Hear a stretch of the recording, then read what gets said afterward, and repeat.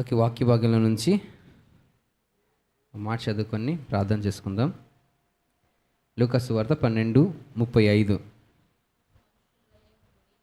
ఎలా ఉండాలంటండి? ఎలా ఉండాలి? తట్టగానే తమ ప్రభువు పెండ్లి విందు నుండి వచ్చి తట్టగానే అతనికి తలుపు తీయుటకు అతడెప్పుడు వచ్చునో అని అతన్ని కొరకు ఎదురు చూచు మనుషుని వలె ఉండుడి. చిన్న ప్రార్థన చేసుకుందాం. స్తోత్రం ప్రభా, దయగల తండ్రి, కృపగల దేవ, సర్వశక్తిమంతుడా, మీ నామానికి వందనాలు, స్తుతులు, స్తోత్రాలు ప్రభా. తండ్రి, నీ వాక్యం తండ్రి మేము ధ్యానిస్తున్నాం తండ్రి. నీ వాక్యంలో తండ్రి కొన్ని విషయాలు తండ్రి మేము నేర్చుకొని చెండగా ప్రభా, నాతో మీరు మాట్లాడండి. మాకు కావాల్సిన ఆత్మీయ ఆహారాన్ని మాకు దయచేయండి ప్రభా. తండ్రి, అలుపులము అయోగ్యులం ప్రభా, ఎటువంటి యోగ్యత లేని వారం ప్రభా, అయినప్పటికీ నీ కృపచేత మమ్మల్ని భద్రపరిచి పోషించి నడిపించి ఈరోజు తండ్రి నీ సన్నిధిలో తండ్రి మమ్మల్ని నిలబెట్టిన అందరూ కనిపెట్టి వందనాలు ప్రభా. ఈ నోటిని మీ బూరుగా వాడుకోండి తండ్రి. మాతో మీరు మాట్లాడండి ప్రభా. తండ్రి, నువ్వు మాట్లాడిన ప్రతి మాటను ప్రభా మా హృదయమైన పలక మీద రాసుకుంటకు, వాటిని మర్చిపోకుండా తండ్రి మా కంఠభూషణ తండ్రి పెట్టుకుంటకు తండ్రి, నీ యొక్క జ్ఞానంతో తండ్రి నడుచుకుంటకు, ఈ వాక్యం చేత మమ్మల్ని బలపరిచి స్థిరపరిచి మీరు అక్కడికి మమ్మల్ని అందరినీ సిద్ధపరచమని నజరేయుడైన యేసుక్రీస్తు పరిశుద్ధ నామమున వేడుకొంటున్నాం పరమ తండ్రి, ఆమేన్. ఈ సమయాన్ని దయచేసిన దేవాది దేవునికి నేను వేలాది వందనాలు తెలియజేసుకుంటున్నాను. అలాగే తల్లిదండ్రులు దేవుని పేరిట వందనాలు. కూడి వచ్చిన ప్రతి ఒక్కరికి కూడా ప్రభువు పేరిట వందనాలండి. Praise the lord. ఓకే, ఇక్కడ మనం చూస్తున్నాము కొన్ని లెసన్స్, మనము కొన్ని పాఠాలు అవి మనకి గుణపాఠాలుగా మారాలి. కొన్ని పాఠాలు మనకి గుణపాఠాలుగా మారాలి. అంటే కొన్ని పాఠాలు కొంతమంది దగ్గర నుంచి కొన్ని పాఠాలు నేర్చుకుంటాం. ఎక్కడి నుంచి అంటే సంసోను దగ్గర నుంచి మనం కొన్ని పాఠాలు నేర్చుకున్నాం. ఏమని?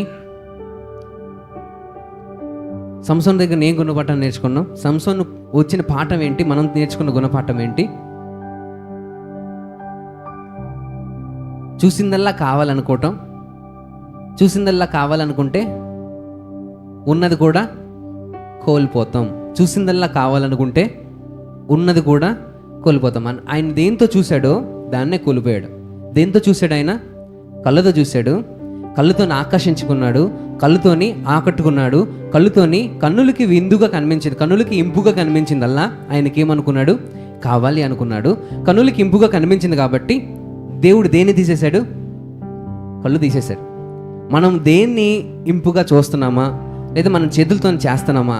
ఆయన తప్పుని దేని వల్ల జరిగింది? కంటి ద్వారా జరిగింది. అది ఆయన మనసును తీసుకున్నాడు. తర్వాత మనిషి కూడా వెళ్ళిపోయి తప్పు చేసేసాడు. అందుకని ఆయన దగ్గర నుంచి 2 కళ్ళు తీసేశారు.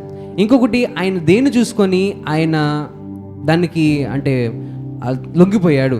ఏ విషయం చూసుకొని లొంగిపోయాడు? ఎలాగా? తన యొక్క బలాన్ని చూసుకొని. ఎందుకంటే తనకున్నది బలము.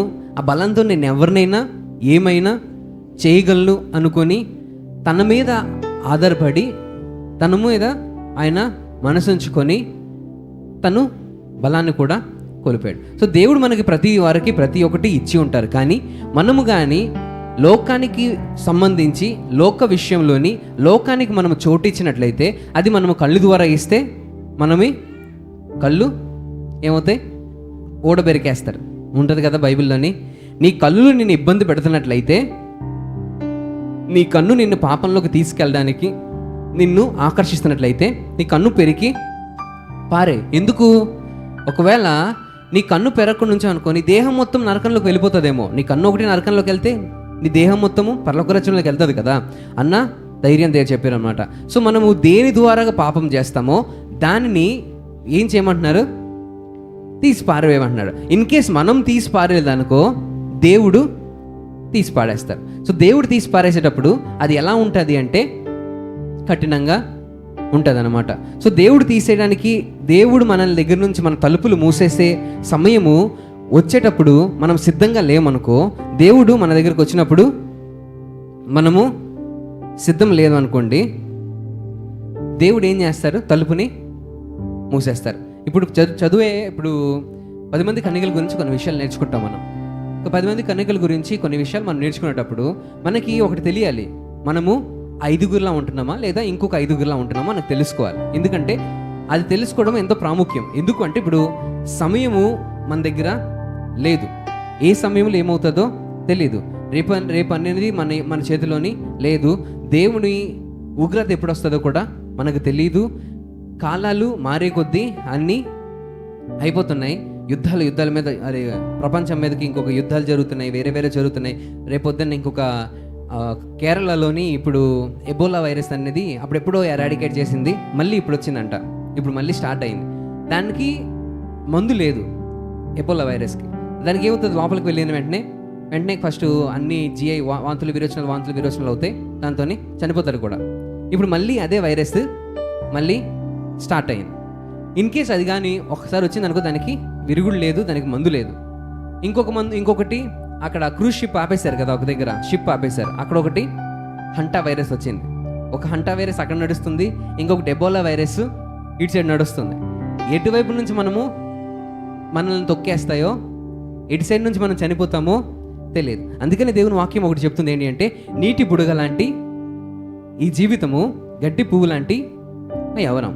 ఈ నీటి బుడగ ఎంతసేపు ఉంటుంది, దానికి న్యూట్రియంట్స్ దానికి ఉన్నంతసేపు ఉంటుంది, కాసేపు ఉన్న తర్వాత వెళ్ళిపోతుంది. ఎప్పుడు ఉంటుందో ఎప్పుడు వెళ్ళిపోతుంది. గడ్డి పువ్వు ఎలా ఉంటుంది, దాన్ని చూసారా? గడ్డి పువ్వు దాని మీద గాలి వీచినప్పుడు ఏమవుతుంది, దాని పైనంతా ఎగిరిపోతుంది. సో మన పరిస్థితులు కూడా ఎలాంటివి అంటే, కొంచెము ఇన్ఫెక్షన్ వచ్చినా, కొంచెము బాధ వచ్చినా ఏమవుతాం, హాస్పిటలైజ్ అయిపోతాం కదా, అందరికీ సెలైన్ ఎక్కించాల్సి ఉంటుంది కదా. సో మన జీవితంలోని మన యొక్క బాడీలోని ఇమ్యూన్ సిస్టమ్ లేదు. అలానే మనకి మనం గెలుచుకోవడానికి, మనం బ్రతకడానికి మన దగ్గర ఏమీ లేదు, మన చేతిలో లేదు. మనం బ్రతకాలి, నేను గొప్పగా బ్రతకాలి, నేను చాలా అందంగా బ్రతకాలి, చాలా హ్యాపీగా బ్రతకాలి, చాలా సంతోషంగా బ్రతకాలని మనం ఎన్ని కోరికలు కోరుకున్నా, ఎన్ని అనుకున్నా, అది దేవుని చిత్తం కాకపోతే, అది దేవుని చేతిలో లేకపోతే, మనం ఎన్ని అనుకున్నా కూడా అది మన చేతిలోని ఉండదు. కనుక మనకి సమయం ఉన్నప్పుడే ఏం చేసుకోవాలి, సద్వినియోగము చేసుకోవాలి. ఈ ఎబోలా వైరస్ అవుట్ బ్రేక్ అని రీసెంట్గా ఒకటి రిలీజ్ చేశారు, తర్వాత హంటా వైరస్ అవుట్ బ్రేక్ అని రిలీజ్ చేశారు. మనం ఏమనుకుంటామంటే, ఏముందిలే, ఎక్కడో వస్తుంది కదా. ఇప్పుడు కూడా మన మనసులో అదే అనుకుంటాం. ఏంటి అనుకుంటాం, అది ఎక్కడో కేరళలో వస్తుంది కదా. మన దగ్గర వరకు వచ్చేటప్పటికి ఏమవుతుంది, టైం పట్టొచ్చు కదా అన్న చిన్న ఉద్దేశంతో మనం ఉండిపోతాం కదా. ఆ సమయము ఏదైతే ఉందో, ఆ సమయంలో కానీ మనం అలర్ట్గా లేమనుకో, ఏమవుతుంది, మనకు కూడా సోకుతుంది. అది మనకి చెప్పి రాదు. మనకి ఇదిగో నేను ఎబోలా వైరస్, ఒక మాస్క్ వేసుకొని నేను ఎబోలా వైరస్ అని చెప్పి మన దగ్గరికి, ఎబోలా డ్రెస్ వేసుకొని నల్లగా మన దగ్గరికి వచ్చి నేను నిన్ను తినేస్తాను, నేను పాడు చేస్తానని చెప్పి మన దగ్గర రాదు, మనకు కనబడదు. ఎలా వస్తుంది అంటే, సైలెంట్గా వచ్చి సైలెంట్గా చంపేస్తారు. సో మనము ఎలా ఉండాలి, అందుకనే మాస్క్ పెట్టుకొని చేతులు కడుక్కొని ఇవన్నీ చేయాలని చెప్తున్నాం. కానీ ఇంత జరుగుతున్నా, ఇన్ని మనకు కనబడుతున్నా, ఇన్ని విషయాలు మన ముందు పెడుతున్నా, మనలో మాత్రం ఏమి రావట్లేదు, చలనం లేదు. మనకి చలనం లేదు, మనలోని భయం లేదు. భయం లేదు, దేవుడు అంటే భయం లేదు. మనం ప్రార్థన చేయడానికి మనం ఏం టైం దొరకట్లేదు, మన దేవుని దగ్గర రావడానికి మన టైం దొరకట్లేదు, దేవుని దగ్గర 10 నిమిషాలు గడపడానికి మనకు టైం దొరకట్లేదు. లేకపోతే మనం ఉన్న ప్లేస్లో అయినా ప్రార్థన చేస్తున్నామా? మీరున్న ప్లేస్లో పోనీ ఆ రోజు ఏదో పని మీద నేను ఎక్కడికో వెళ్ళిపోయాను, కానీ ఆ సమయంలో నేను దేవుణ్ణి స్మరణ చేసుకున్నానా, నేను దేవుణ్ణి గుర్తు చేసుకున్నానా, నేను ఆ టైంలోని వేరే దగ్గర ఎక్కడ ఉన్నాను, ఆ టైంలో నేను దేవుణ్ణి గుర్తు చేసుకున్నానా? మనం దేవుణ్ణి స్మరణ చేయకపోతే, దేవుణ్ణి మనం దివారాత్రులు ధ్యానించకపోతే, మనము ఎలా ఉంటామంటే ఎండిపోయే చెట్టులాగా మారిపోతాం. ఎవరైతే దివారాత్రులు దేవుని యొక్క వాక్యాన్ని ధ్యానిస్తూ దేవునిలోని బ్రతుకుతూ ఉంటారో, దేవుని ధ్యానిస్తూ చేస్తుంటారో, ప్రార్థన చేస్తూ ఉంటారో, వారికి ఏముంటుందంటే, అతడు నీటి కాలువల యోరను నాటబడిన వాడై ఆకు వాడక తన కాలమందు ఫలమిచ్చు చెట్టు వలె నుండు. ఎవరండి? ఈ వాక్యం ఎక్కడుంది చెప్పండి. పోనీ ఎక్కడుంది వాక్యం? మొదటి కీర్తన, దుష్టుల ఆలోచన చెప్పు నడవక, పాపుల మార్గాన్ని ఎరవక, అపహాసకులు కూర్చుండక దాని కిందకు వచ్చేటప్పటికి నీతిమంతుడు ఎలా ఉంటాడు? నీతిమంతుగా మనం ఉంటేనే దేవుడు మనకి తలుపులు తెరుస్తాడు. నీతిమంతుడుగా లేకపోతే దేవుడు మనకి తలుపులు మూసేస్తాడు. ఒకవేళ మనం తలుపులు మూసేస్తే మన యొక్క లైఫ్ అనేది ఎండ్ అయిపోతుంది. ఆ నరకంలోకి మనము వెళ్ళిపోతాము. మనం పరలోక రాజ్యానికి వెళ్ళే ఛాన్స్ని కోల్పోతాము అని మనకు జ్ఞాపకం చేసుకోవాలన్నమాట. అక్కడ చెప్తున్న మాటల్లోని, అక్కడ నీతిమంతుడు ఎలా ఉంటాడంటే, నీటి యోరను నాటబడిన వాడై ఆకు వాడక తన కాలమందు ఫలమిచ్చు చెట్టు వలె నుండును. లాస్ట్ వీక్ మనం ఏం నేర్చుకున్నాము? మనము ఫలమిచ్చే చెట్టులా ఉండాలి. ఇప్పుడు మనం ఫలమిచ్చే చెట్టులా ఉండాలంటే మనం ఎక్కడ నాటబడాలి? ఎక్కడ నాటబడాలి? ఎక్కడండి? మనకి ఎక్కడైతే న్యూట్రియంట్స్ వస్తాయో, ఎక్కడైతే మనకి ఎదుగుదల ఉంటుందో, ఎక్కడైతే మనకి పోషకాలు దొరుకుతాయో ఆ యోరాను నాటబడాలి. అంటే ఆ యొక్క కార్నర్లోని మనం ఉండాలి. ఆ యొక్క నీటి కాలువ మధ్యలో పక్కన ఉంటేనే ఆ చెట్టుకి ఏముంటుంది? బలం ఉంటుంది. ఈ చెట్టు నీటి కాలువలో ఉండకుండా ఎడారిలో ఎక్కడ ఉంటే బతుకుతుందా? ఫలమిచ్చే చెట్లా ఉంటుందా? ఉండదు. ఫలమిచ్చే చెట్లా ఉంటుందండి? ఉండదు. అంటే మన సన్నిధికి దూరంగా ఉంటే, అక్కడ నీటి కాలువలో ఎవరున్నా అంటే దేవుని సన్నిధికి దగ్గరగా ఉన్న మనిషి నీతిమంతుడిగా బ్రతకగలుగుతాడు. దేవుని సన్నిధికి దగ్గరగా, దేవుని సన్నిధిలో నాటబడిన వ్యక్తి అయితేనే, దేవుని సన్నిధిలో నాటబడిన వ్యక్తి అయితేనే ఏమవుతారు? ఎదుగుతారు. ఇప్పుడు మనం దేవుని సన్నిధిలో నాటబడితేనే ఫలిస్తాం. మనం ఫలిస్తేనే దేవుడు మన ఫలాన్ని తిని మనకి దానికి తగ్గట్టు దేవుడు మనకి బల నమ్మకమైన దాసుడు అని చెప్తారు కదా. సో మనం దేవుని ఫలాన్ని, దేవుడు మనకి ఇచ్చే ఈ ఆత్మ ఫలాన్ని మనం ఫలించాలి అంటే ఎక్కడ నాటబడాలి? ఎక్కడ నాటబడాలి? ఎక్కడ నాటబడాలండి? ఇది అడ్డ అయిపోతుంది. ఇప్పుడు చెప్పండి, ఎక్కడ నాటబడాలి? ఇప్పుడే చెప్పాను కదా, ఎక్కడ నాటబడాలి? దేవుని సన్నిధిలో. దేవుని సన్నిధిలో ఉంటేనే మనకి ఏమొస్తాయి? న్యూట్రియంట్స్ వస్తాయి, పోషకాలు వస్తాయి. మనము ఇప్పుడు ఒక చెట్టు ఉంది, చెట్టుకి మనము సంవత్సరానికి ఒకసారి నీరు పోసామనుకో, సంవత్సరానికి ఒకసారి పోషకాలు వేసామనుకో, సంవత్సరానికి ఒకసారి ఆర్గానిక్ ఏదో వేసామనుకో, మాన్యూర్ కానీ ఏదో ఒకటి, బతుకుతుందా? ఇప్పుడు చెట్టుకి వారానికి ఒకసారి కానీ రోజు ఒకసారి కొంచెం నీరు పోస్తేనే ఏమవుతుంటుంది? మనం మాత్రము ఇంట్లో కూర్చుని దేవుని సన్నిధిలో నుంచి మనకేం వచ్చేయాలండి? పవర్ వచ్చేయాలి. అవునా? నీటి కాలువలో మనం నాటబడకుండా, ఏ వేరులు మన చర్చిలో ఉండకుండా, అంటే వేరుతో మనం ఇక్కడ ఉండకుండా మనకేం వచ్చేయాలి? ఇంట్లోకి పవర్ వచ్చేయాలి, దేవుని శక్తి మనలోకి వచ్చేయాలి. మనం మాత్రం ఇక్కడ నాటబడం, మనం ఇక్కడ ఉండం. మన సన్నిధి, మన మనసు ఏమో ఎక్కడో ఉంటుంది, మన బాడీ ఎక్కడ ఉంటుంది, కానీ మన రూట్స్ ఎక్కడ ఉన్నాయని చెప్పి మనం అనుకొని దేవుడు నాకు ఇచ్చేయాలి, దేవుడు నాకు కాపాడేయాలి, దేవుడు నన్ను కాపాడాలి అంటాం. కానీ మనం నాటబడుతున్నామా? ఇక్కడికి వచ్చి ప్రార్థన చేస్తున్నామా? లేకపోతే ఇంటికి వెళ్ళి కూడా ప్రార్థన చేస్తున్నామా? దేవుని సన్నిధిలో మనం ఎల్ల టైంలో ఉండాలి, ఎనీ టైంలో కూడా దేవుని సన్నిధిలో ఉండాలి. అంటే దేవుణ్ణి మనం ఏం చేస్తూ ఉండాలి? ప్రార్థన చేస్తూ ఉండాలి. ఓన్లీ సన్నిధికి వచ్చినప్పుడు, దేవుని చర్చికి వచ్చినప్పుడు మాత్రమే మనము ప్రార్థన చేస్తున్నాం అనుకో, ఇంటికి వెళ్ళిన తర్వాత మన పని మనం చేసుకుంటాం అనుకో, ఇంటికి వెళ్ళిన తర్వాత అట్లీస్ట్ ఒకసారి కూడా దేవుణ్ణి ప్రార్థన చేయడం కానీ, బైబిల్ చదవడం కానీ, వాక్యం చదవడం కానీ చేయట్లేదు అనుకో, మనం ఏమవ్వట్లేదు? నాటబడట్లేదు. దేవుడు చెప్పి అక్కడ ఫలించిన ప్రతి తీగను కూడా ఏం చేస్తారు? పెరికి పారివేస్తారు. ఫలించాలి అంటే ఏమవ్వాలి? అంటి ఉండాలి. మనం అంటి ఉంటున్నామా? చెప్పండి, అంటి ఉంటున్నామా? ఉంటున్నామా అండి? ఇంటికి వెళ్ళిన వెంటనే మనకి ఏం గుర్తొస్తుంది? ఒక్కొక్కరికి ఒకటి గుర్తొస్తుంటుంది. మనం ఏం చేయాలి? దివారాత్రము ధ్యానం చేయాలి. దివారాత్రము దేవుణ్ణి ప్రార్థన చేయాలి. ధ్యానించడం అంటే ప్రార్థన చేయడము, పాటలు పాడడము, కృతజ్ఞతాస్తుతులు చెల్లించడం. దీనికి మించి మనకి ఏం లేదు అక్కడ. ధ్యానించడం అంటే మనం ఏం చేయగలగాలి? దేవుణ్ణి పాటలు పాడటము, దేవుని స్తుతించడము, యెహోవా నీ నామమును కీర్తించుట ఎంతో మంచిది. అక్కడ ఇప్పుడు పిల్లలకు నేను 23వ దావీదు గీతం నేర్పిస్తున్నాను అనమాట. చిన్న పిల్లలు కూడా 23వ దావీదు గీతని ఇంగ్లీష్లో కూడా నేర్చుకుంటున్నారు. ఇక్కడ మేరీ ఉంది, 4 వచనాలు నేర్చుకుంది అనమాట. పిల్లలకి వాక్యం నేర్పించడం అవసరమా కాదా? ఎందుకు? చిన్నప్పుడే వాళ్ళు నాటబడితే పెద్ద అయిన తర్వాతన వాళ్ళు తొలగిపోకుండా దేవుడు వాళ్ళు కాపాడతారు. ఎవరైతే యవనస్తులు ఎవరైతే ఉన్నారో చిన్నప్పుడే నాటబడితే, చిన్నప్పుడే దేవుళ్ళలో ఉండగలిగితే పెద్ద అయిన తర్వాత ఏమవుతారు?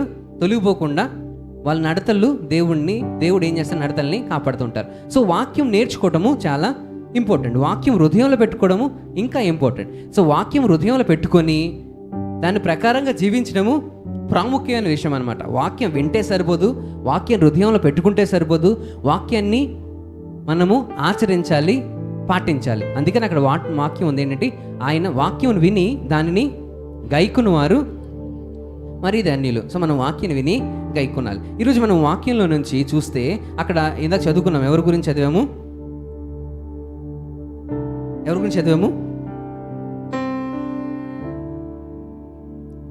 సిద్ధపాటు గురించి చదివాం కదా. ఎవరు? 10 మంది కన్యకల గురించి. అక్కడ ఏం చెప్తున్నారు? సిద్ధపాటు గురించి ఏం చెప్తున్నారు? 12:35లోనే ఏముంది అక్కడ? పెండ్లి విందుకి ఎవరు వచ్చారు? ప్రభువు వస్తారని చెప్పి తెలిసింది. తర్వాత ఏం జరిగింది?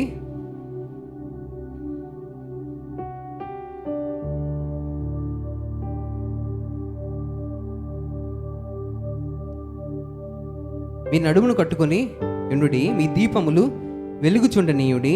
తమ ప్రభువు పెండ్లి విందులో వచ్చి తట్టగానే ఆయనకి తలుపు తీయుటకు అతడెప్పుడు వచ్చునో ఎదురు చూచుచు అతని కొరకు మనం ఏం చేయాలి? ఎదురు చూచుచు మనుషుని వలె ఉండాలి. ఇక్కడ మనము మత్తయి సువార్త 25లోని 1-13లోని ఏ మాటలు మనం చూస్తాం. అక్కడ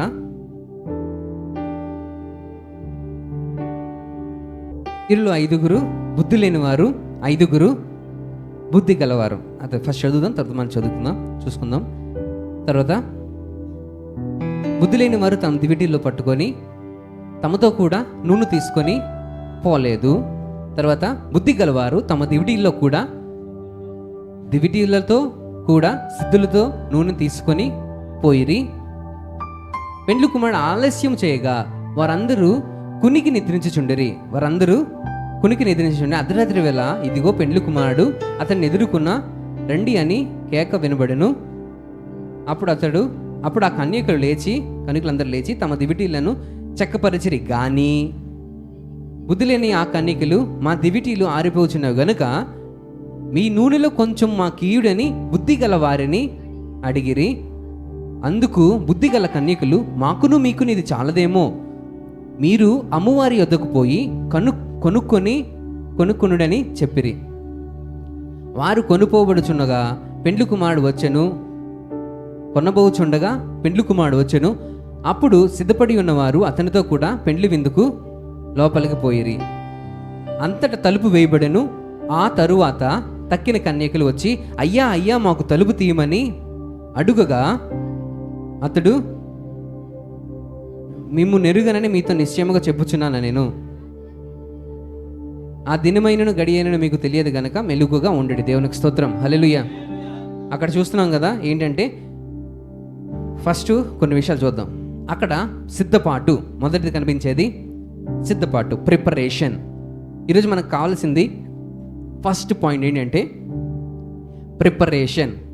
మనలోని ఎంతమంది సిద్ధపాటు కలిగి ఉన్నాము?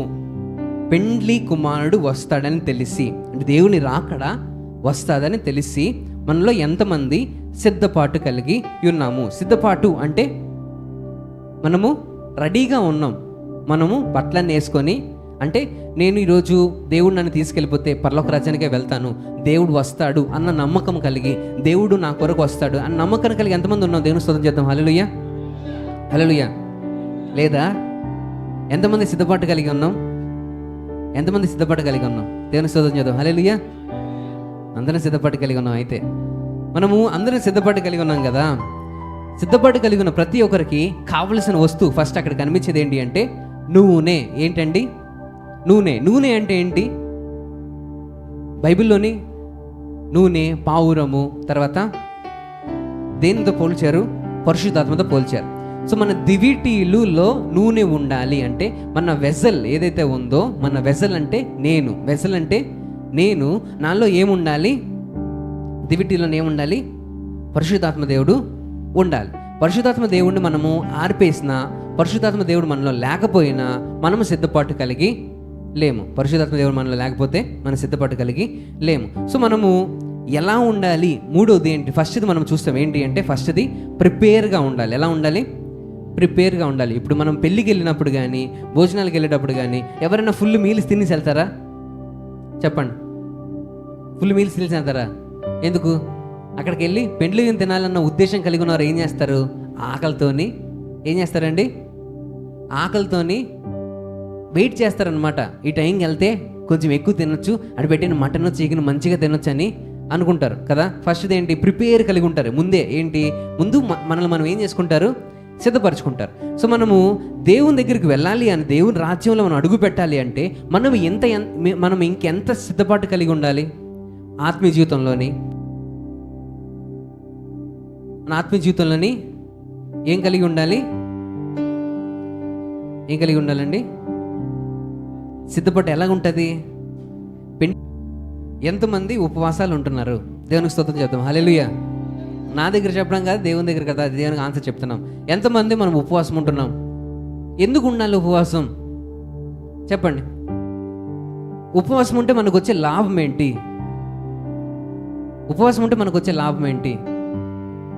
దేవునికి దగ్గరగా ఉంటాం. ఉపవాసం ఉంటే మనకు వచ్చే లాభం ఏంటి? ఆత్మీయ జీవితంలో మనకు వచ్చే లాభం ఏంటి? యేసయ్య 40 రోజులు ఎందుకు ఉపవాసం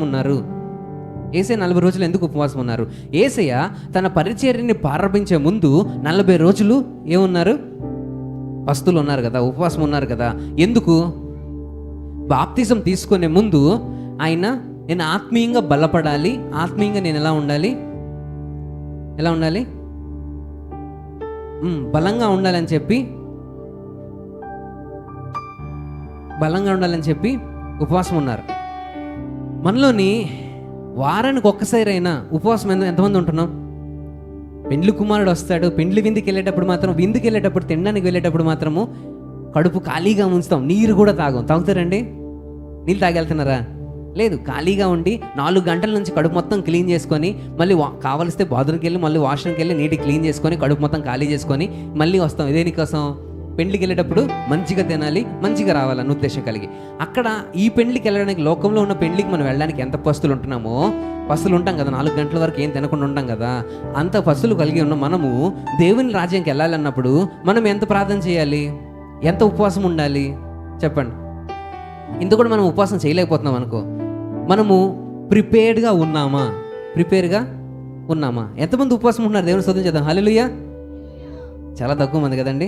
ఎందుకు మనం ఉపవాసం ఉండలేకపోతున్నాం? చాలామంది ఏమనుకుంటారంటే, ఉపవాసం ఉంటే ఏమవుతుంది? గ్యాస్ట్రిక్ వస్తుంది, ఉపవాసం ఉంటే కడుపు నొప్పి వస్తుంది, ఉపవాసం ఉంటే సన్నంగా అయిపోతాను, ఉపవాసం ఉంటే లేనిపోయిన జబ్బులు వస్తాయి అన్న ఉద్దేశంతో మనం ఏం చేస్తాం? ఉపవాసం ఉండం. కూర్చున్నప్పుడు కూడా పక్కన వాటర్ బాటిల్ పెట్టి తాగుతూనే ఉంటాం. ఏం చేస్తామండి? కడుపులోకి ఏదో ఒకటి వెళ్తూ ఉండాలి. ఎందుకు? డీహైడ్రేషన్ అయితే పోతానేమో. ఏమైపోతానండి? ఎక్కడ పోతాను? చనిపోతానేమో అన్న భయంతో మనం ఏం చేస్తూ ఉంటాం? హైడ్రేట్ చేస్తూనే ఉంటాం. చెమట బయటకు వచ్చేస్తుంది, మనం తాగుతూనే ఉంటాం. చెమట బయటకు వస్తుంది, తాగుతూనే ఉంటాం. కానీ మనము ఇంత చేస్తుంటాం కదా, కానీ మనము నీరు తాగి ఫ్లూయిడ్ ఓవర్లోడ్ అయి చనిపోతామేమో. ఎవరికైనా తెలుసు? చెప్పండి. ఇక్కడ హాస్పిటల్లోని సెలైన్ ఎక్కించుకొని ఏమవుతుందంటే, ఒక రోజుకి 4 సెలైన్ బాటిల్ కానీ ఎక్కించుకుంటే ఒకేసారి కంటిన్యూస్గా ఆ సెలైన్ బాటిల్లో వచ్చిన ఫ్లూయిడ్ మొత్తము హార్ట్లోకి చేరిపోద్ది. అది గుండె మొత్తం చేరిపోయింది. అది ఏమవుతుంది తెలుసా?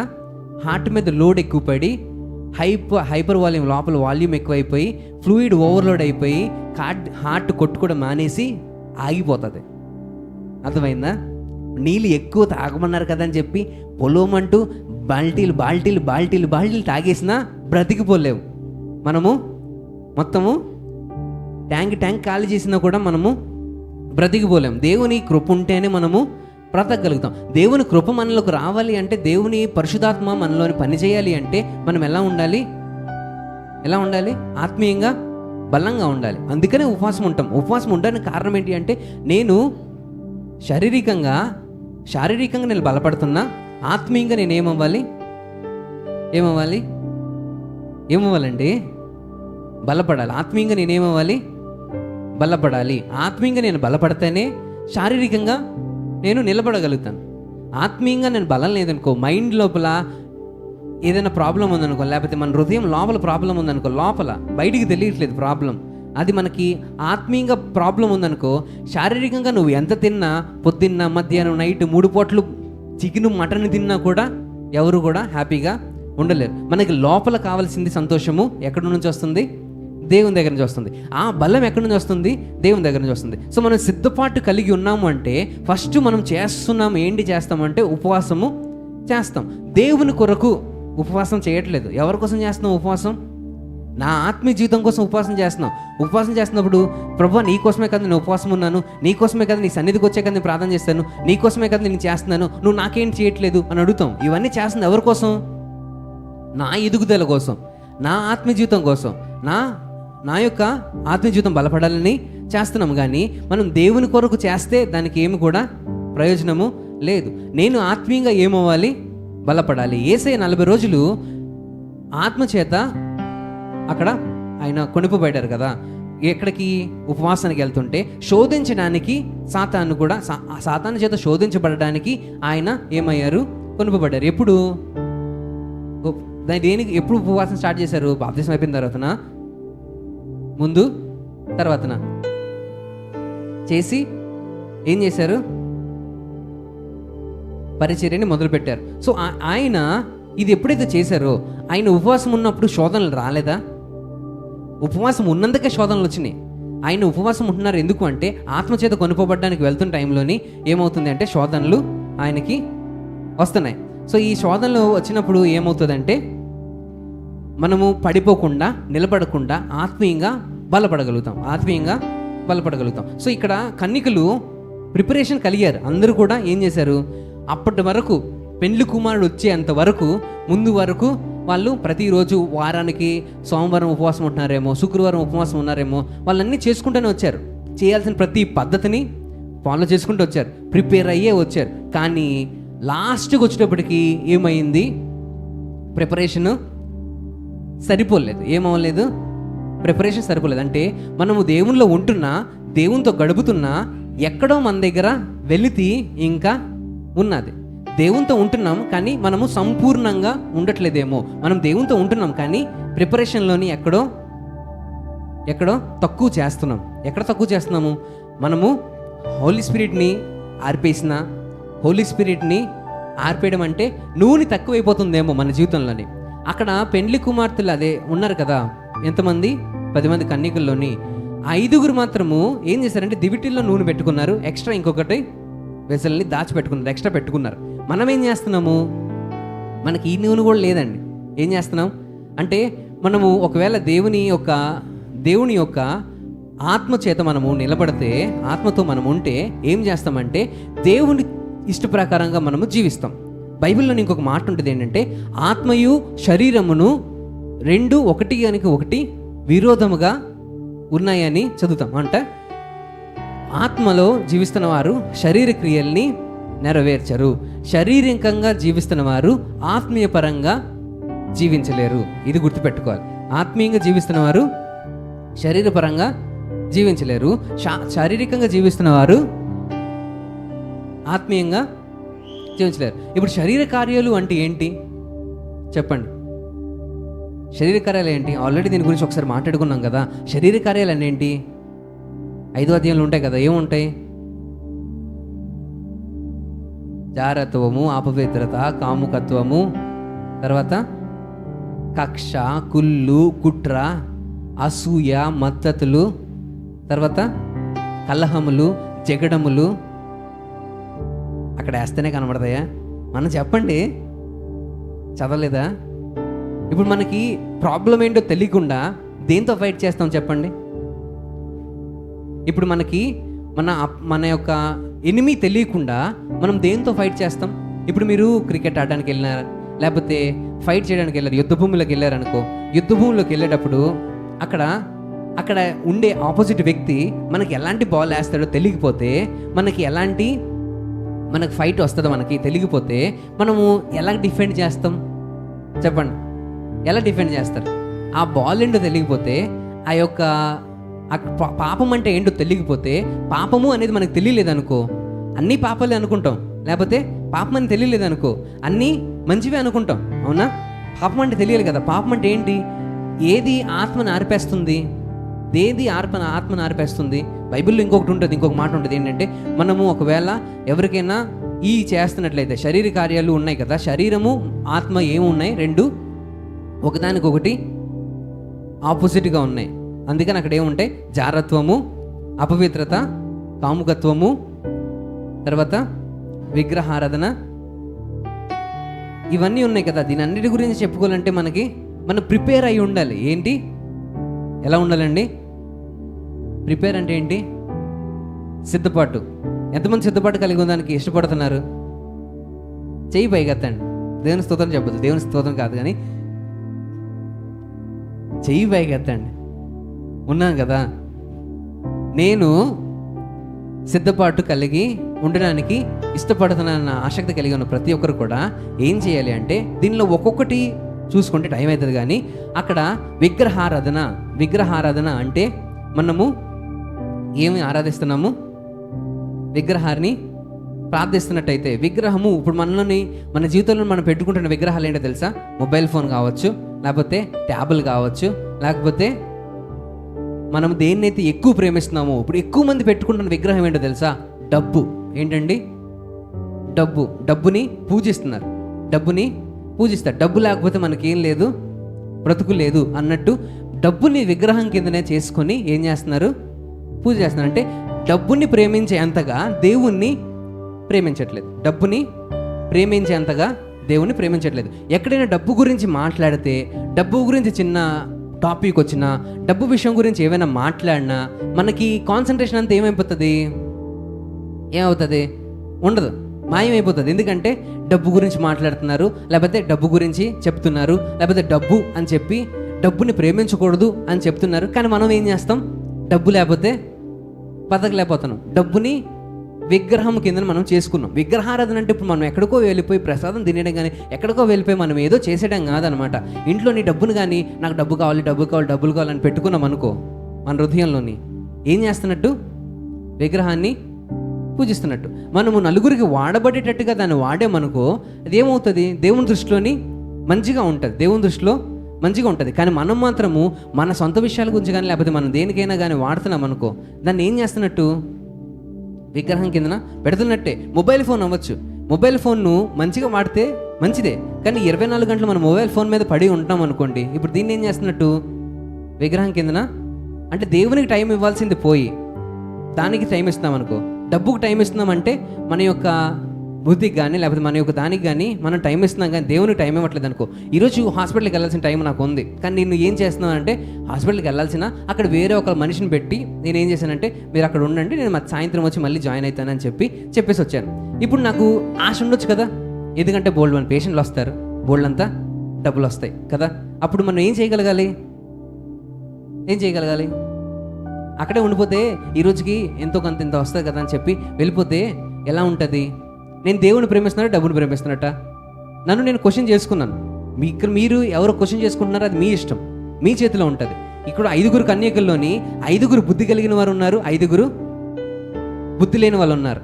నేను బుద్ధి కలిగి ఉండాలేమో అని చెప్పి నేను ఆలోచించుకొని, నేను దానికి నో చెప్పుకొని ఈరోజు దేవుని సన్నిధిలో గడపాలి, అదంతా పక్కన పెడతానని చెప్పి అక్కడ విడిచిపెట్టేసి దేవుని సన్నిధిలోని అది ఎంత వచ్చినా, నాకు లాస్ వచ్చినా కూడా అది దేవుని దృష్టిలోనే అది నాకు ప్రాఫిట్ అని అనుకోవాలి. ఏమనుకోవాలి? అక్కడ నాకు లాస్ వచ్చినా ఇక్కడ నాకు ఏం రావాలి? ప్రాఫిట్ రావాలి. ఇక్కడ నాకు ప్రాఫిట్, దేవుని దగ్గర నాకు ప్రాఫిట్ నేను చూసుకోవాలి, మనుషుల దగ్గర కాదు అని మనము ఆలోచించినట్లయితే ఏమవుతుంది?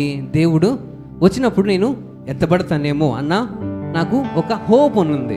ఆ హోపు మనలో ఉన్నదా? చెప్పండి, ఆ హోప్ మనలో ఉన్నదా?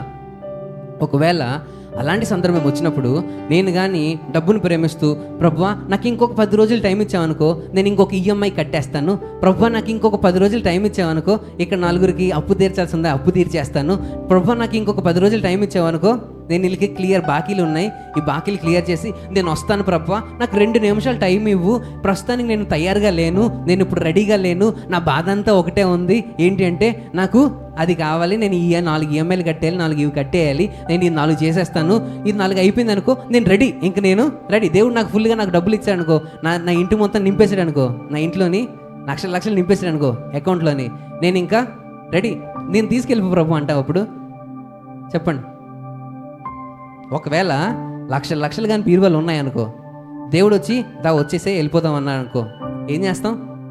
ప్రభువా ఇంకొక 10 రోజులు నాకు టైం ఇచ్చావనుకో, ఈ ₹1,00,000 నాకు ఇచ్చావు కదా, ఈ ₹1,00,000 నేను ఖర్చు పెట్టేసి, ఈ ₹1,00,000 నేను వాడుకొని, అంటే ఇంత పెట్టావు, నాకు ఇంత ఇచ్చావు, ఇవి కొంచెం వాడుకోవడానికైనా టైం నాకు ఇవ్వచ్చు కదా ప్రభువా, ఇంకొక 10 రోజులు టైం ఇవ్వు, ఇవి వాడుకొని నేను నీ దగ్గరికి వస్తానంటే దేవుడు తలుపు మన కొరకు తీసి ఉంచుతారా? చెప్పండి, ఏం చేస్తారు? నేను కొన్ని రోజులు ఎంజాయ్ చేసి ఈ డబ్బులు నాకు ఇచ్చావు కదా, నా అప్పులన్నీ తీరిపోయినాయి, నా బాధలన్నీ పోయినాయి, ప్రస్తుతానికి నాకు ఇంకే బాధలు లేవు, నేను ఇప్పుడు హ్యాపీగా ఉన్నాను, ఇప్పటికి నాకేమో నా బీరువాలోని కొన్ని డబ్బులు పెట్టాను, దాచిపెట్టాను, ఇంకొక 10 రోజులు నాకు టైం ఇచ్చావనుకో, నాకు కరోనా లాంటివి లేకపోతే ఇవేంటి వచ్చినాయి మనకి ఎబోలా లాంటివి, హంటా వైరస్ లాంటివి నాకు అంటకుండా కొంచెం దూరం పెట్టి నాకు ఒక 10 రోజులు టైం ఇచ్చావనుకో, దజ్జాగా 10 రోజులు కారులో తిరిగేసి నీ దగ్గరికి వచ్చేస్తాను ప్రభు అంటామా? లేదు. ఆ 10 రోజుల్లో ఏం చేస్తాం? ఈ ₹1,00,000 నలుగురికి వడ్డీ ఇచ్చి ఇంకొక 4 లక్షలు ఎక్స్ట్రా పంచుకొని ఇంకొక 10 లక్షలు ఎక్స్ట్రా తీసుకొని మళ్ళీ ఏం చేస్తాం? ప్రభువా ఇంకొక 10 రోజులు టైం ఇవ్వు ప్రభువా, ఏం చేస్తాం? అదే మన పరిస్థితి, అదే మన పని. ఏంటంటే వచ్చిందంతా మనం సాటిస్ఫై అవ్వలేము, అలాగని చెప్పి మన దగ్గర లేదు అని చెప్పి ఆవిరి పడకుండా ఉండలేకపోతున్నాం. ఇలాంటి పరిస్థితులు మనము ఎక్కడ సిద్ధపడి కలిగి ఉన్నాం చెప్పండి? ఇలాంటి ఆలోచన కలిగి ఉంటే యామ్ ఐ రెడీ అని మనం క్వశ్చన్ వేసుకోవాలి. Am I ready? Am I ready? అడగండి, మీకు మీరు అడుకోండి. నాకు నేను చెప్పుకున్నట్టు మీరు అడగండి, నేను రెడీగా ఉన్నానా? అడగండి, రెడీగా ఉన్నారా? మీ పక్కన వాళ్ళని అడగండి. పోనీ మీకు మీరు అడగలేకపోతున్నారు కదా, మనసాక్షి డౌట్ చేసిన, మనసాక్షి ఆపేస్తున్నట్టు ఉంది. పక్కన వాళ్ళని అడగండి, నువ్వు రెడీగా ఉన్నావా? రెడీగా ఉన్నావా? అది గుర్తుపెట్టుకోవాలి. సిద్ధపాటు కలిగి ఉండడం చాలా ఇంపార్టెంట్ అనమాట. మనము విగ్రహారాధన, అభిచారము, ద్వేషములోని ఫస్ట్గా మనకు కనిపించేది విగ్రహారాధన. చాలామంది పెట్టుకున్న విగ్రహాలు ఏంటి అంటే డబ్బు లేకపోతే మనకి ఏం కాదు, మనం సేవలోని కానీ లేకపోతే పరిచర్లోని లేకపోతే వేరే దాంట్లో వాడడానికి కాదు. మనకి డబ్బు ఎవరు కావాలి? ఈఎంఐలు కట్టడానికి, దానికి దీనికి తప్ప ఇంకేం లేదు. సో మనం ఏం చేస్తున్నాము? దేన్నో ఎక్కువగా ప్రేమిస్తున్నాం. మన దగ్గర ఉన్నా కూడా మనం ఏం చేస్తున్నాం? ఇంకా ఆకలితోని ఉన్నదంతా మనం సరిపెట్టుకోలేకపోతున్నాం, ఇంకా ఆకలితోని వెయిట్ చేస్తున్నాం. అక్కడ తర్వాత చూస్తేనే వాళ్ళు రెండోది ఏం కలిగి ఉన్నారంటే హోలీ స్పిరిట్ కలిగి ఉన్నారు. విగ్రహారాధన, హోలీ స్పిరిట్ కలిగి ఉన్నారు ప్రతి ఒక్కరు కూడా. ఇవి ఏవైతే ఉన్నాయో అభిచారము, కలహం అంటే మనము కొట్టుకోవడం. ఏంటి? ఒకళ్ళు చెవి ఇంకొకరు కరుచుకుంటే, బైబిల్ ఇంకోటి ఉంటుంది, మీకు మీరు భక్షించుకుంటే మీకు ఏమి లాభం అని ఉంటుంది. విన్నారా వాక్యం? మీకు మీరు భక్షించుకుంటే ఇంకేం లాభం అంటే, మన చర్చిలో ఉండి కూడా భక్షించుకోవడం అంటే ఒకరిని ఇంకొకరు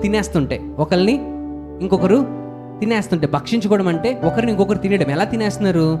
మాటలతోని, ఒకరు మాటతో ఇంకొకరు మాటతో ఇంకొకరు మీకు మీరు కరుచుకుంటుంటే, మీకు మీరే కరుచుకుంటే ఇంక దేవుని రాజ్యాన్ని ఎలా ప్రకటిస్తారు?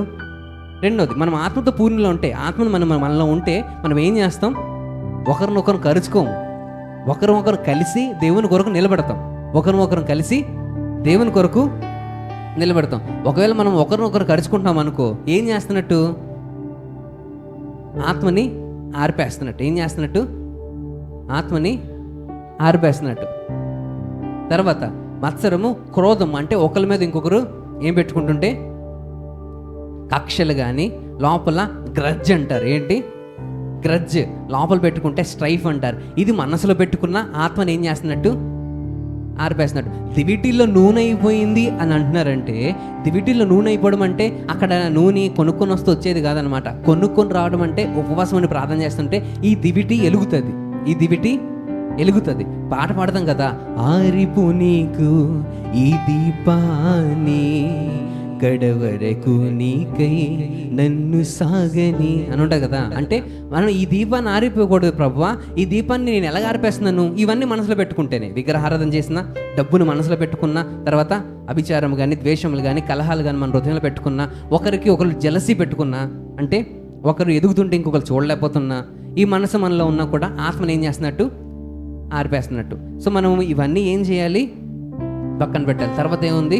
భేదములు, విత్తములు, విమతములు, అసూయలు, మద్దతులు, అల్లరితో కూడిన ఆటపాటలు, వీటిని గురించి నేను మునుపు చెప్పిన ప్రకారము ఇట్టి వాటిని చేయవాడు దేవుని రాజ్యమును స్వతంత్రించుకొనరేరని మీతో స్పష్టముగా చెబుతున్నాను. దేవునికి స్తోత్రం, హల్లెలూయా. వీటిని చేయవారు, కింద ఉంది కదా, ఏముందండి? దేవుని రాజ్యములో. ఇప్పుడు ఈ 5 కన్యకులు ఎందుకు ఆగిపోయారు? 5 కన్యకులు ఎందుకు ఆగిపోయారు లోపలికి వెళ్ళకుండా? వారిలోని తగ్గిపోయింది ఏంటి?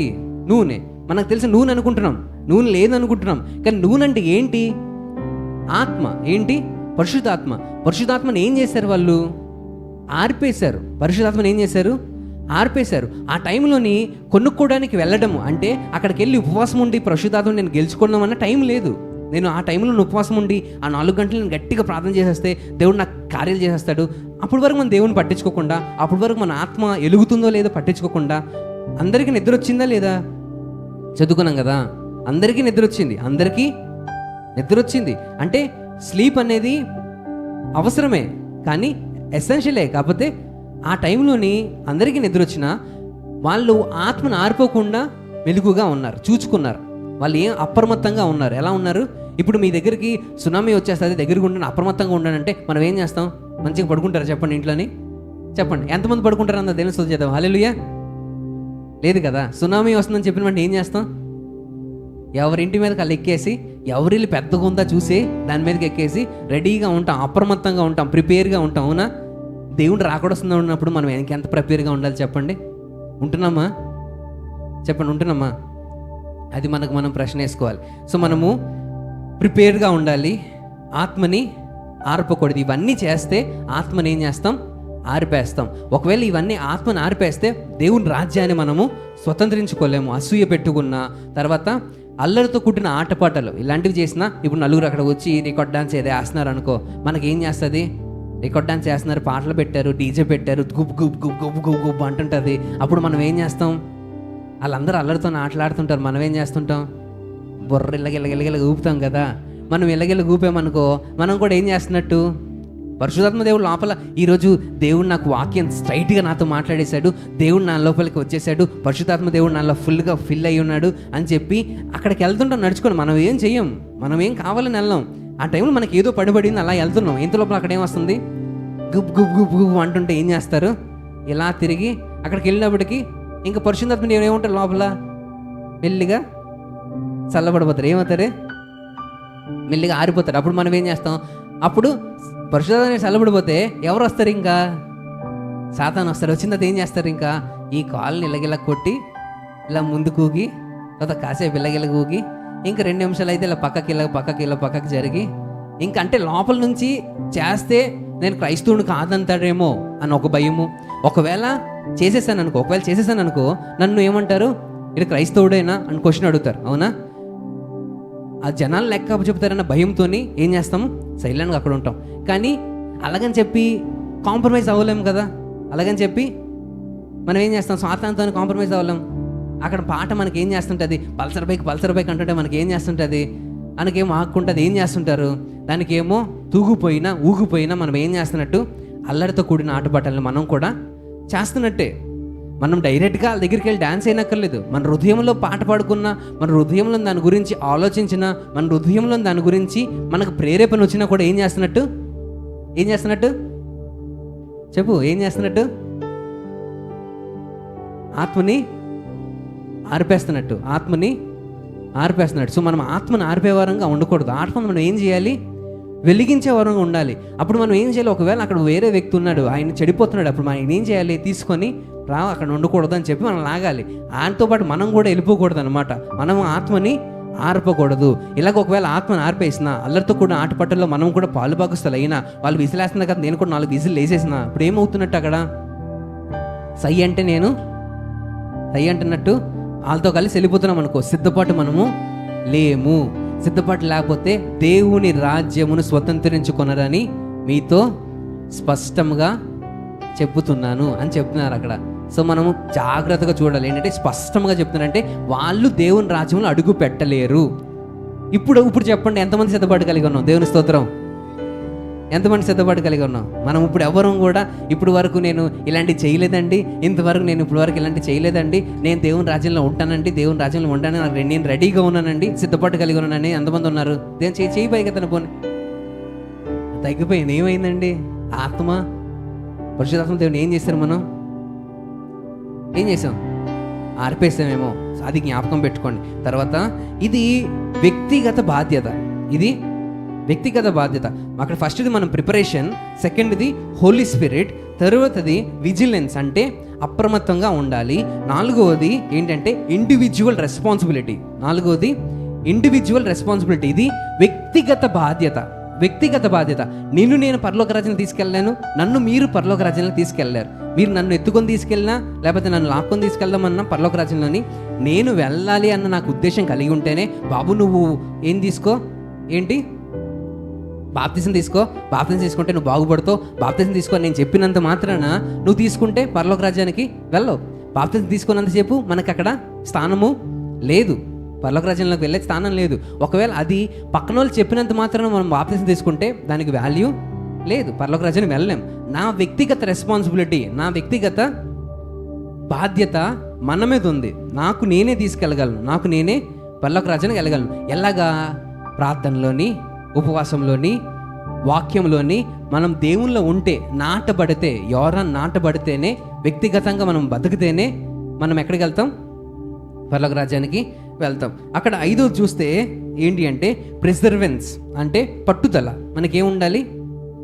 5 కన్యకులు ఉన్నారు కదా, 5 కన్యకుల్లోని 5 మాత్రం పట్టుదల కలిగి ఉన్నారు. వాళ్ళకి తెలుసు మేబీ పెండ్లి కుమారుడు లేట్ అవ్వచ్చేమో, కానీ పెండ్లి కుమారుడు లేట్ అయినా నా దివిటీల్లో నేను ఏం పెట్టుకుంటాను? ఈ నూనె కాకుండా ఎక్స్ట్రా ఇంకొక దివిటి బుడ్డి పెట్టుకుంటాను ఎక్స్ట్రా. ఎందుకు అంటే ఇన్కేస్ ఇది ఆడిపోవచ్చేమో, ఎందుకంటే నా యొక్క మనసు బట్టి లోకము నన్ను లాగితే ఇది ఏమవుతుంది, కొంచెం కొంచెం తెల్లరిపోతుంటుంది. సో నేను దాన్ని ఏం చేయకూడదు, ఆరిపోయకూడదు. సో నేను దానికోసం నూనెని రెడీ చేసుకుంటాను అని చెప్పి పరిశుద్ధాత్మ దేవుణ్ణి ప్రార్థనలోని, వాక్యంలోని నిలబడుతున్నట్టు అనమాట. మనం ఏం చేస్తున్నప్పుడు పట్టుదలతోని ఉన్నట్టు. ఆ 5 మాత్రం పట్టుదలతో ఉన్నారు, ఇంకో 5 ఏం లేదు, పట్టుదల లేదు. వస్తే వెళ్తాం, లేకపోతే తెలియదు. వస్తే వెళ్తాం అన్న ఉద్దేశం కలిగి ఉన్నారు, కానీ వాళ్ళకి ఏం లేదు, పట్టుదల లేదు. అందుకే నిలబడలేకపోతున్నారు, అందుకే ఉండలేకపోయారు, పడుకుని పోయారు. కానీ వాళ్ళ దగ్గర నూనెని పెట్టుకోలేకపోయారు, పట్టుదల లేదు. కాబట్టి మనలో ఎంతమందికి పట్టుదల ఉంటుందో మనం చూడాలి. మనము విశ్వాసంలోని పట్టుదలగా నిలబడాలి, విశ్వాసంలోని పట్టుదలగా నిలబడాలి. మనకి శోధనలు వస్తాయి, ఇబ్బందులు వస్తాయి, బాధలు వస్తాయి, నిద్ర వస్తుంది, కానీ పట్టుదలగా నిలబడాలి. అక్కడ పట్టుదలగా నిలబడితేనే దేవుడు కార్యాలని చేశాడు ప్రతి ఒక్కరి జీవితంలోని. పట్టుదలతో ఉంటే, అంటే విశ్వాసంలోని మనం ఎలా ఉండాలి? పట్టు వదలకుండా ఉండే వ్యక్తిగా ఉండాలన్నమాట. తర్వాత జ్ఞానము, అవివేకము కనిపిస్తుంది అక్కడ. 6వది మనకు కనిపించేది ఏంటంటే జ్ఞానం ఒకటి, అవివేకము. జ్ఞానం కలిగి ఉండడము, అవివేకంగా ఉండడం, నెగ్లెక్ట్గా ఉండడం. జ్ఞానం కలిగి ఉండడం, అవివేకంగా ఉండడం. జ్ఞానం కలిగి ఉన్నవారు ఏం చేశారు? ఒక దివిటీని ఎక్స్ట్రా పెట్టుకున్నారు. అవివేకంగా ఏం చేశారు? ఇది సరిపోతుందిలే అన్న ఉద్దేశంలోని ఆగిపోయారు. ఏం చేశారు? ఆగిపోయారు. ఇది సరిపోతుందిలే అని చెప్పి ఏం చేశారు? ఆగిపోయారు. మనము జ్ఞానం కలిగి దివిటీలు నింపుకుంటున్నామా, లేకపోతే ఈ ఉపవాసం చాలులే, ఇంకెన్ని ఉపవాసాలు ఉంటానులే, ఇంకెంత ప్రార్థన చేస్తానులే, ఇంకా నా జీవితంలోని కార్యం జరుగుతుందా లేదా, పట్టుదల మనం ఎలాగా లేదు కదా, కార్యం జరిగితే జరిగింది, లేకపోతే లేదులే, ఇంకేం చేస్తానులే, ఇంకెంత కాపాడుతానులే, ఇంకెంత ప్రార్థన చేస్తానులే, ఇంకెంత నేను ప్రేయర్ చేస్తానులే, ఇంకెంత కూర్చుంటానులే చర్చిలోని, ఎప్పుడు వెళ్ళిపోతే, ఎప్పుడు వదిలేస్తే అప్పుడు వెళ్ళిపోతాను కదా, ఇంకెంత చేస్తానులే అన్న ఉద్దేశంలో ఉంటే మనము అవివేకంగా ఉన్నామేమో.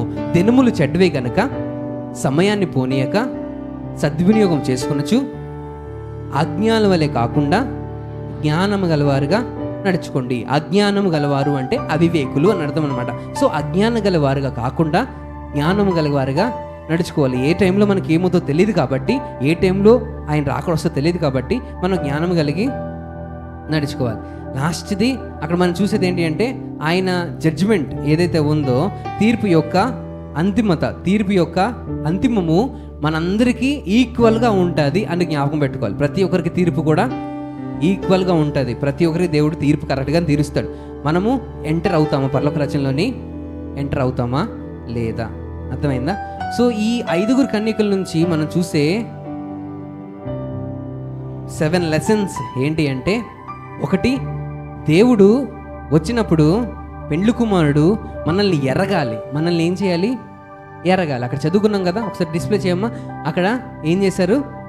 పెండ్లి కుమారుడు వారిని చూసి వాళ్ళని లోపలికి తీసుకొచ్చారు. అక్కడ రెండో గుంపు ఏదైతే ఉందో ఆ గుంపుని దేవుడు ఏం చేశారు? నేను మిమ్మును ఎరుగను అన్నారు. ఏమన్నారు?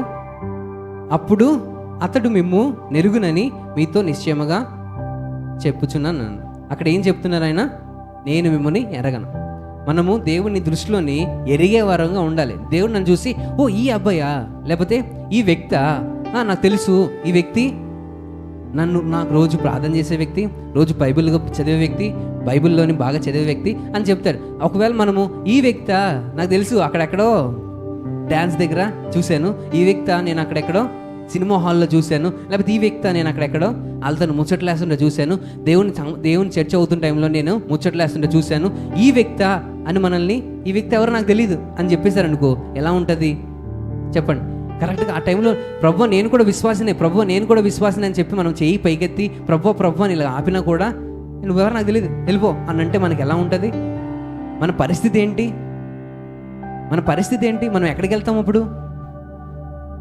అనేది మనం చాలా జాగ్రత్తగా చూసుకోవాలన్నమాట. నేను నిన్ను ఎరగను, నువ్వెవరో నాకు తెలియదు, నేను చెప్పినవి ఏవీ పాటించలేదు, నేను చెప్పినవి ఏవీ చేయలేదు, ఇంక నువ్వెవరో నాకేం తెలుసు దేవుడు అనిగిస్తాను అనుకో. నేను చెప్పిన ఎప్పుడైనా బైబిల్ చదివావా? నేను చెప్పింది ఎప్పుడైనా నువ్వు పాటించావా? నేను చెప్పినట్టు నువ్వు ఎప్పుడైనా నడుచుకున్నావా? నన్ను పోలి నడుచుకోమని నేను చెప్పినప్పుడు నువ్వు నన్ను పోలి నడుచుకున్నావా? నన్ను పోలి నడుచుకుంటే దేవుడు మనల్ని ఎరుగుతారు, అవునా? దేవుని పోలి నడుచుకుంటే దేవుడు నన్ను గుర్తుపడతారు, అవునా చెప్పండి. ఇప్పుడు ఇంట్లోని మమ్మీ డాడీ ఉంటారు. ఇప్పుడు నేను మమ్మీ డాడీలో అది వాళ్ళలాగా ఎలాగైతే నేను ఉన్నాను, నేను కూడా అలాగే ఉంటున్నాను అనుకో, నేను ఎవరో వాళ్ళు గుర్తుపడతారు, అవునా? వాళ్ళు గుర్తుపడాలంటే నేను సంబంధం కలిగి ఉండాలి కదా. ఇప్పుడు బయట వాళ్ళు ఎవరినో గుర్తుపట్టడానికి కష్టమే కదా, ఇంట్లో వాళ్ళని గుర్తుపట్టడానికి ఏంటి బాధ కదా. సో మనం గుర్తుపట్టగలగాలంటే దేవునితో మనం ఎంత టైం స్పెండ్ చేస్తున్నాం, మనం ఎక్కువ టైం స్పెండ్ చేస్తే దేవుడు మనల్ని ఎరుగుతారు. దేవునితో టైం స్పెండ్ చేయట్లేదు అనుకో, మన దేవుడు మనల్ని ఏం చేస్తారు? నువ్వెవరో నాకు తెలియదు అంటారు. నువ్వు ఎప్పుడైనా ప్రార్థనకు వచ్చావా? నువ్వు ఎప్పుడైనా ప్రార్థనలు గడిపావా? ఎప్పుడైనా ప్రార్థనలోని ఒక పాట అయినా పాడావా? లేకపోతే ఒక దేవునిలోని ఎప్పుడైనా ఒక వాక్యాన్ని బయట చెప్పావా? నలుగురు మధ్యలో దేవుని వాక్యం చెప్పావా? నువ్వెవరో నాకు తెలియదు అనేస్తే మన పరిస్థితి ఏంటి? అది గుర్తుపెట్టుకోండి. తర్వాత దేవుడు మనల్ని ఏమనాలంటే బలానమ్మకమైన దాసుడు అని చెప్పాలే కానీ మనల్ని నా చెడ్డదాసుడా, సోమరువైన చెడ్డదాసుడని చెప్పకూడదు. అది గుర్తుపెట్టుకోవాలి. బలానమ్మకమైన నా మంచి దాసుడా, నీకు ఇచ్చింది నువ్వు రెట్టింపు చేసావు, చాలా అలర్ట్గా ఉన్నావు, చాలా బలంగా ఉన్నావు, సో నువ్వు చాలా మంచోడివి అని చెప్పాలే కానీ దేవుడు మనకి ఏం చెప్పకూడదు? సోమరువైన చెడ్డదాసుడా అని చెప్పకూడదు. అక్కడ తర్వాత చూసాము కదా, ఇట్స్ గోయింగ్ టు టేక్, మనకి సమయం అనేది మనం అనుకున్న దానికన్నా ఎక్కువ అవుతూ ఉంటుంది. కానీ మనం ఏం చేయాలి? పట్టు వదలకుండా నిలబడగలగాలి. ఇంకొకటి మనం చూసాం కదా, మనం దేవునితో ఏదైతే చేస్తున్నామో మనకి విశ్రాంతి అవసరమే, కానీ అది ఎసెన్షియల్ అని కాదనమాట. విశ్రాంతి మనకు అవసరమే, అంటే మనం విశ్రాంతి తీసుకోవచ్చు, కానీ విశ్రాంతిలో కూడా మనం ఎలా ఉండాలి? మెలకుగా ఉండాలి. మెలకుగా లేకపోతే ఏం చేస్తారు? సాతాను మనల్ని పట్టేసి మన నరకంలోకి లాగేస్తారని మనం జ్ఞాపకం పెట్టుకోవాలి. సో మనము గుర్తుపెట్టుకోవాల్సింది ఏంటంటే దేవుని టైంకి మనము కమిట్ అవ్వాలి, కానీ మన టైంకి మనము కమిట్ అవ్వకూడదు. సో ఇవన్నీ మనం గుర్తుపెట్టుకొని మన యొక్క జీవితంలోని ఏం చేయాలి అంటే దేవునిలోని ఎదగడానికి ప్రయత్నించాలి, కానీ లోకంలో పడిపోవడానికి ప్రయత్నించకూడదు. దేవుని రాకడ వచ్చినప్పుడు మనం ఎత్తబడే సంఘంగా ఉండాలి, కానీ నువ్వెవరో తెలీదు, నీ సంఘం ఏంటో నాకు తెలీదు అని మనం పక్కన పెట్టకూడదు. మన బిగినింగ్ అనేది దేవుడు చూడడం, మన ఎండింగ్ అనేది దేవుడు చూస్తాడు. మన బిగినింగ్ ఎంత మంచిగా నేను బతికినా, ఎంత మంచిగా నేను జీవించినా, ఎంత గొప్పగా నేను జీవించినా, విశ్వాసంలో నేను ఎంత గొప్పగా ఉన్నా, నా ఎండింగ్ సరిగ్గా లేకపోతే పరలోక రాజ్యానికి చేరలేను. అది గుర్తుపెట్టుకోండి. నా జీవితంలో కానీ, మీ జీవితంలో కానీ, మన జీవితంలో కానీ మన బిగినింగ్ ఎంత బాగున్నా, మన బిగినింగ్ సూపర్గా ఉన్నా, బిగినింగ్లో ఫెయిత్లో నేను సూపర్గా ఉన్నా, నా ఎండింగ్ వచ్చేటప్పటికి ప్రభువు రాకడ మర్చిపోయి, ప్రార్థన మర్చిపోయి, దేవుని సన్నిధి మర్చిపోయి ఒకవేళ ఉంటున్నట్లయితే పరలోక రాజ్యానికి తలుపులు అక్కడ ఉంటుంది కదా, వాక్యం లాస్ట్ మాట ఉంటుంది ఏంటంటే తలుపులు మూసేశారని ఉంటుంది. తలుపులు మూసివేయబడిని, అప్పుడు అంతటా తలుపు వేయబడెను. ఆ తరువాత తక్కిన కన్యకులు వచ్చి అయ్యా మాకు తలుపు తీయమని అడుగుగా నేను మిమ్మల్ని ఎరుగనని చెప్పేశారు. తలుపు తీస్తున్నంత వరకు మన టైము మనం పెట్టుకొని నా టైంలో నేను వస్తానంటే కుదరదు. మనకు నచ్చినట్టు మనం జీవిస్తాము. దేవుని సన్నిధిలో వస్తాయంటే పోతాయంటే నాకేంటి అవసరమా అని అనుకుంటే కాదు. గుర్తుపెట్టుకోవాల్సింది ఏంటంటే నేను బుద్ధి గల కన్నికలుగా ఉంటున్నానా, లేకపోతే బుద్ధి కలిగిన వాడు ఉంటున్నానా, లేదా బుద్ధి లేనివాడుగా ఉంటున్నానా? నాకు నచ్చినప్పుడు నేను వస్తాను, నువ్వు చెప్తే నేను ఎందుకు వస్తాను అనుకుంటే దేవుడు ఆ టైం వరకు తలుపులు తెరిచి ఉంటాడు. మన కొరకు బారుగా చర్చ తలుపులు వేసినట్టు యా రండి, ఎప్పుడు వస్తే రండి, ఎప్పుడు వెళ్తే వెళ్ళిపోయింది, ప్రాబ్లం ఏం లేదని చెప్పి ఉంచడనమాట. కొంచెం టైం వచ్చేటప్పటికి తలుపులు వేసేస్తే లోపలికి వచ్చి ప్రార్థన చేయడానికి కూడా టైం ఉండదు. సో ఇది గుర్తుపెట్టుకొని దేవుళ్ళలోని మనము ఏం చేయాలి?